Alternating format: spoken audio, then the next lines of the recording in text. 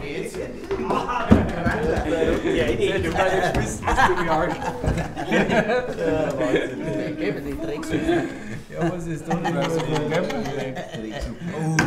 So, Burschen, grüß euch. Hallo. Entweder seid ihr die aus der Anstalt ausgebrochen sind, oder ihr seid die das Jungsein-Abschieds-Komplettpaket für heute bestellt haben. Ja, du sagst ja, die sind alle aus der Anstalt ausgebrochen.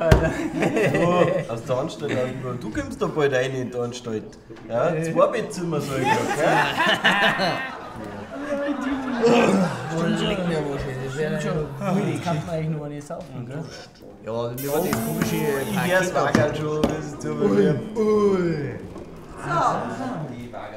da haben wir jetzt das Junggesellenabschieds-Komplettpaket. 2 Kasten Bier.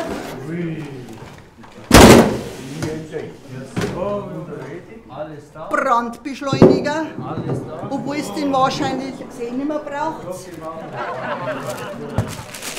Kalte Bronzeben zum Aufsaugen. Dann habe ich einen Eimer da mit einem Lappen, falls so einer herspeibt. Weil aufwischen tue ich nichts. Das kommt schon schön selber machen. Und übrigens, zahlt wird im Voraus. Ist das klar? 160 €. Ich hab da 100.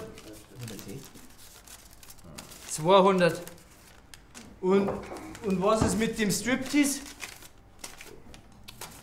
Ausziehen tut sie da herin gerade eine.